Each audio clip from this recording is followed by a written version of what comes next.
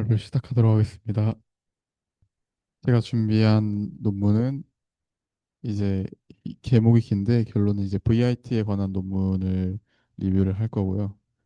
이제 목차로는 문제의식, 핵심 아이디어, 모델 구조, 그리고 학습과 실험, 결과 해석, 한계와 의의 순으로 말씀드리겠습니다. 먼저 문제의식입니다. CNN이 없어도 이미지 인식이 가능할까가 이 논문의 문제의식으로 출발을 했고요. 그래서 기존 컴퓨터 비전에서는 CNN이 거의 표준처럼 사용이 됐는데 이제 CNN은 작은 필터를 이용해서 가까운 픽셀부터 특징을 잡아내고 같은 패턴이 위치를 조금만 바꿔도 비슷하게 처리할 수 있습니다. 이런 특성을 로컬리티 그리고 트랜슬레이션 이퀄 베리언스라고 부르고 그래서 CNN은 이미지에 맞는 구조적 특징을 모델 안에 미리 넣어둔 방식인데 트랜스포머는 이제 원래 자연어 처리 분야에서 크게 성공한 모델이고 문장을 단어들의 시퀀스로 보고 셀프 어텐션을 통해서 단어들 사이 관계를 학습하는 모델입니다. 그래서 확장성과 병렬의 강점을 가지고 있고요. 그래서 이 VIT 논문의 핵심 주장은 이미지도 단어처럼 잘라가지고 시퀀스로 바꾸면은 이제 기존 트랜스포머 구조를 거의 그대로 이미지 분류에 사용할 수 있을 것 같다라는 문제의식에서 출발했습니다. 그래서 핵심 아이디어입니다. 이 밑에 있는 텍스트 예시랑 그림 예시가 다른데 예를 들어 48 나누기 16은 3이니까 3 바이 3 해서 48 곱하기 48 이미지를 16 바이 16 패치 9개로 분할해가지고 패치 토큰 시퀀스 9개가 나온 다음에 여기에 이제 위치 임베딩을 더해가지고 트랜스포머 인코더에 넣는 방식입니다.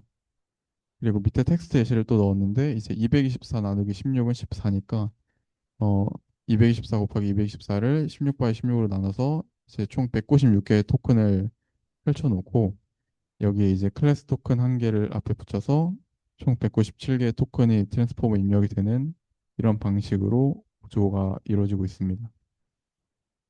네, 그래서 핵심 아이디어들을 계속 설명을 드리자면은 이미지를 패치로 자르는 것만으로는 문제가 있어서 이제 입력 토큰들의 순서를 스스로 알지를 못합니다. 그래서 이제 위치 임베딩을 더해주는 내용인데 먼저 이 순서를 설명드리면 이미지를 고정된 크기의 패치로 자르고 그 다음에 패치를 펼쳐서 선형 변환을 통해서 이제 일정한 차원의 벡터로 바꾼 다음에 이 벡터의 위치 임베딩을 더해줘서 이제 공간 정보를 보존해 줍니다. 그리고 맨 앞에는 클래스 토큰을 붙이는데 이제 트랜스포머를 통과한 뒤 마지막 출력에서 이 클래스 토큰 벡터가 이미지 전체를 대표하는 표현으로 사용이 됩니다.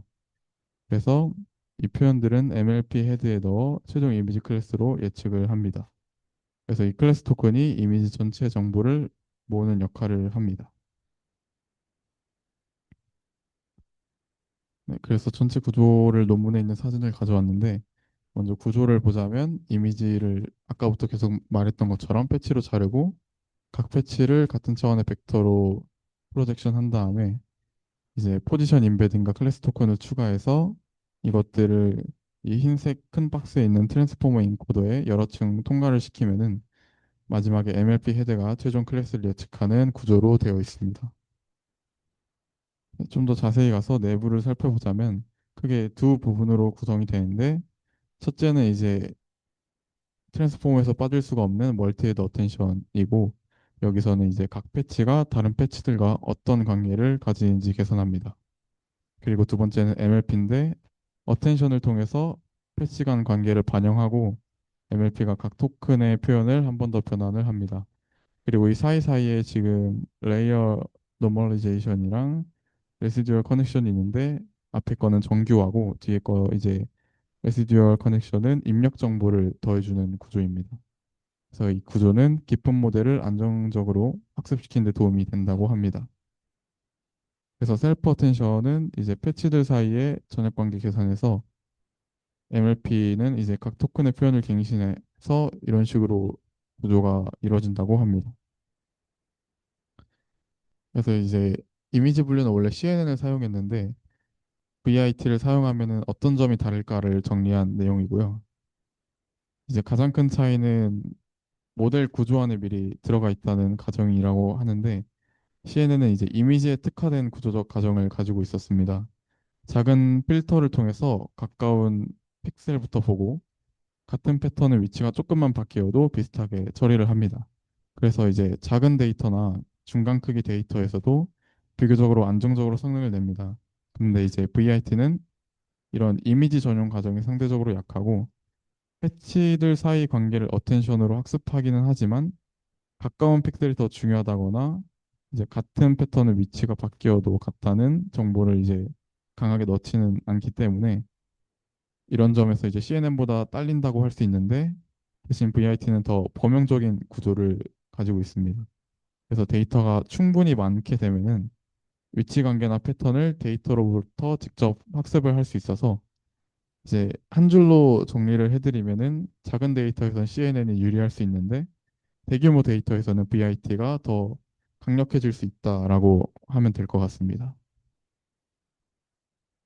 네, 학습과 실험입니다. VIT는 처음부터 작은 데이터셋에 학습시키는 게 아니라 아까부터 말했듯이 큰 데이터셋으로 먼저 학습을 시키고 작은 태스크에 전이하는 큰 데이터를 위주로 하는 방식을 사용하고요. 여러 크기 모델을 네, 실험했습니다. 그리고 데이터셋도 네, 여러 크기가 있고 이렇게 큰 데이터로 먼저 프리 트레이닝을 하고 다양한 이미지 분류 태스크에서 파인 튜닝해서 성능을 평가했습니다.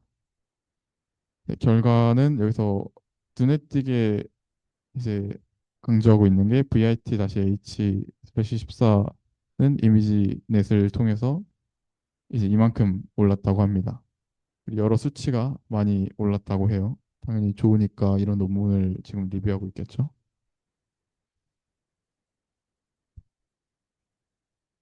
그리고 이제 VIT가 아까부터 말했지만 항상 CNN보다 좋은 건 아닌데 데이터가 작으면 CNN이 유리하고 데이터가 크면 VIT가 유리해집니다. 이미지넷 정도의 데이터만으로 프리 트레이닝을 하면은 오히려 VIT가 약하고 좀 더 대규모 이제 데이터로 학습을 해야 이제 좋은 성능을 내기 시작한다는 뜻입니다.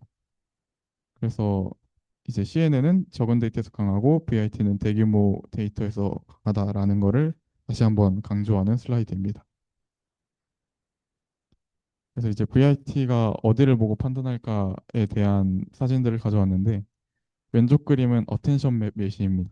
왼쪽 열은 원본 이미지고 오른쪽 열은 이제 모델이 주로 어디를 봤냐를 시각화한 결과고요.